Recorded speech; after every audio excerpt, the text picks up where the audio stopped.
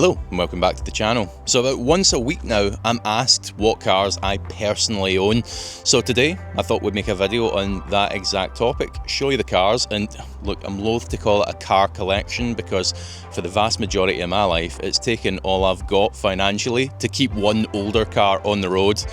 Anyway, let me show you the cars and I hope you enjoy this. So first up then is my little 986 Porsche Boxster. So it's a year 2000 car, and I actually bought this from a retired fireman of all people. And on paper it sounded really good, 70,000 miles, a really good service history up until the last couple of years at least anyway. But when I went and seen it, it was a little bit on the rough side. So it had no rear window in it at all, had to get a rear window put in. I'm not too sure why, but the last owner opted to just remove it. It obviously split, as they have a tendency to do. On the later Boxsters, they changed these to glass. On this one, though, being a slightly older one, it was plastic, so they can tend to split. And when they do, you need to get a new window put in. But he just removed it, so the result of that was it had water trickling into the interior. What else was needed? It needed a full suspension overhaul on the front end, so new springs, new boots, new stops. I'd done that with a couple of friends, pretty minimal expense there, gave it a bit of a service, and now it's a sweet little car. So, I mean, I only paid £3,000 for this. Probably add on another £700-800 for the work that I've done to it, but for sub £4,000, it's a lot of car, isn't it? And you know what, I took this a run not too long ago. For those of you who live in Scotland, you might know it, Inverary. I took it up to Inverary, west coast of Scotland. Not much going on around this little town, but some nice driving roads. And this is the first convertible I've ever had, and on that run I realised you notice so much more of the scenery in a convertible than you do like a fixed top car, as we'll go on to in a moment. But yeah, I just love it. Cosmetically, it's absolutely not the best. There's a few dings on it, there's a couple of scratches, but the whole point is, I bought this little car to drive. I don't really mind it having the odd blemish, we'll call it character. And mechanically wise, it's actually in really good shape. Despite not having seen a service for a couple of years, just gone there, post-COVID years, it's still in really good shape. Anyone who knows these cars knows that generally it tends to be the IMS bearing and also the rear main seal that can cause problems. Those are the two big ticket, labour intensive items, if you like. And thankfully, the rear main seal on this doesn't drop a single bit of oil, and the IMS, well, with no real way of knowing there. I think when it comes time to put a clutch in the car, I'll probably replace that IMS myself just for peace of mind. But for now, it's a sweet little car. I really do like it. Sweet Sally, we call her. So next up then, car number 2, my pride and joy, my absolute baby, the childhood dream realised, my Ferrari 360 Modina. Year 2000 car, gated manual car, the one that I always wanted, but quite honestly, the car that gives me the biggest dilemma. See, I've never been the type to own a car and not use it. I'm just not the kind of guy that could get something like this and lock it away and never ever drive it. I think driving it is the joy of the car. No offence to anyone who does that, it's just not me. And that's where my dilemma comes in. Because the values of these cars, good ones, manual ones in this specification, are on the rise. Parts are becoming very expensive for it. And it's just becoming quite a valuable thing, and they're also mileage sensitive. The more miles you put on it, the more you're going to drop the value. So it's this great dilemma in your mind. You want to drive it, but then the value's creeping up, and also what a luxury to have such a car, just to have it sitting around and not actually have to use it. So yeah, I'm always at a little bit of loggerheads with this car, but I love it. I adore it. It's here for now. Hopefully it always is, but you can see where I'm coming from probably. So let me show you what makes this particular car so special to me. First, it's Rosso Corsa. For the uninitiated, that's the red Ferrari paint, the red. There was a few variations of it, but this is the racing red, if you like. It's manual, as I already mentioned. I wanted a manual one because, well, driver involvement, that's one thing. That's why most people want a manual, and yes, I do prefer the manual because back in the day when you were getting the flappy paddle one, it wasn't the slick dual clutch that we know nowadays. It was quite a basic single clutch, almost like Honda's iShift that you get in a Jazz. It's actually very similar to that. So yes, the manual's nicer from a driver perspective. However, That system as well was very, how do I put this? It wasn't very mechanically sympathetic. And on these cars, which can be a little bit fragile and quite expensive, especially for parts internal to the gearbox, that system was not very nice to itself. In other words, so if you're driving a manual and you start to get a worn synchro mesh, let's say, so the gear starts to crunch a little bit going in, you acknowledge that, you maybe give it an extra second, and you're aware there's maybe something there that needs addressing.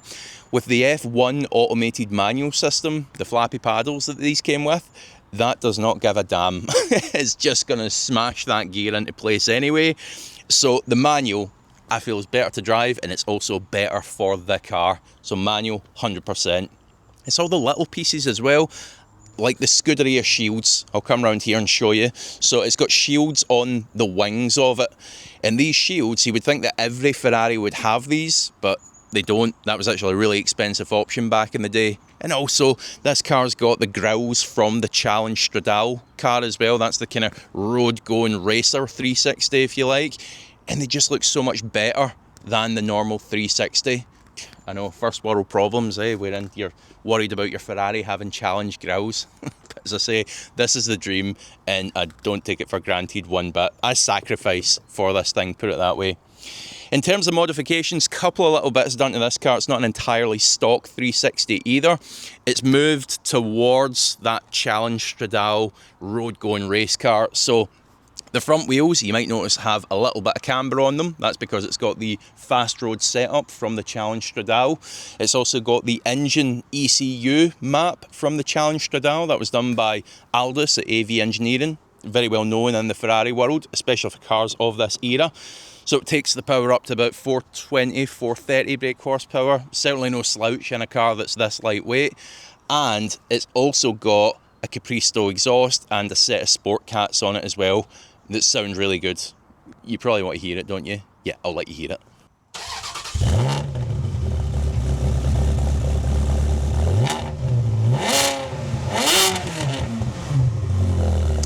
And on to the final one, car number 3, the daily beater, if you like.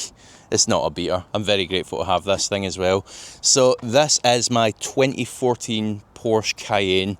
Now, it's maybe not as indulgent as you might first think. Why would you need that as a daily? Well, quite honestly, I don't. If you've watched this channel for any time, you know I'm a big fan of cars like the Honda CR-V, and I had a CR-V for about 4 years prior to having this car. This car came to me at a really good deal.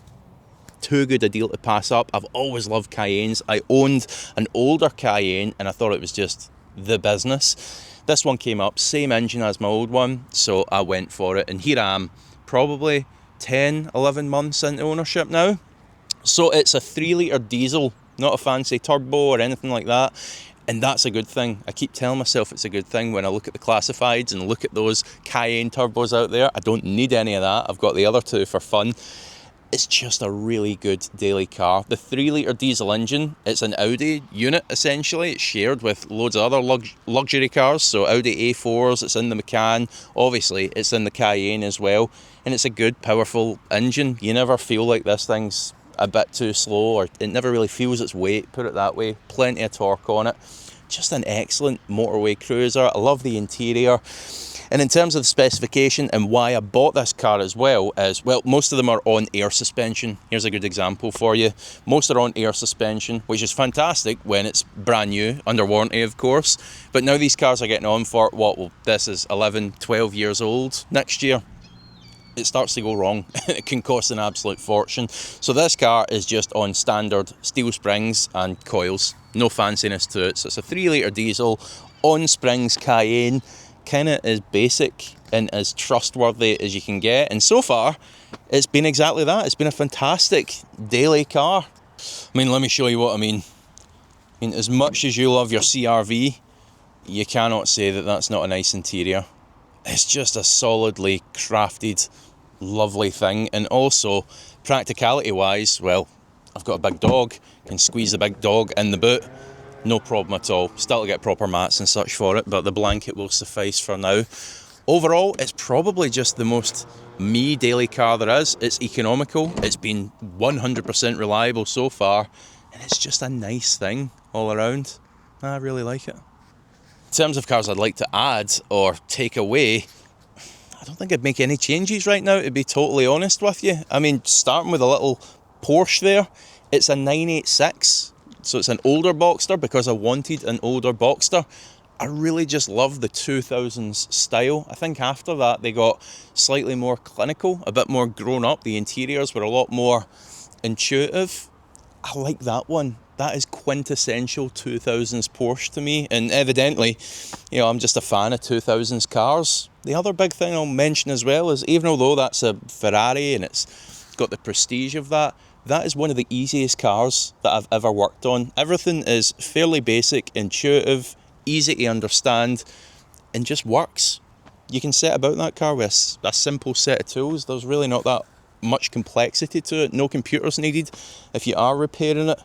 Similar goes for the Boxster, I guess. The Cayenne, obviously with that being a little bit newer, more complexity to it. I'm well aware it's a bit of a complex thing on the electrical side, but again, it predates the Cayennes that were starting to get into the really heavy emissions side of things, the cars that were up to the new Euro standard, 2015, 2016. So it's a fairly basic diesel. It doesn't have the really intrusive emission systems that the newer ones had. Again, that's a plus point for that. Would I change it? I mean, as I say, I'm always looking at the classifieds, at more exciting Cayennes, but there's absolutely no need for it. The Ferrari's going nowhere. I really like that, even although it gives me a bit of dilemma. And for the little Porsche, the only reason I would swap that is if it became a bit uneconomical to keep running. But it's really not too rusty. Well, it's not rusty at all underneath. We've done the brake lines on it as well. That was the only thing that was starting to corrode out due to age. But no, I don't think there's anything I would change or add. Maybe a lottery win would change that though. Anyway, thank you so much for watching. I do hope you've enjoyed this rather unusual, informal video. If you have, let me know in the comments below. Hit the like button, hit subscribe if you haven't already. I'll see you for the next one.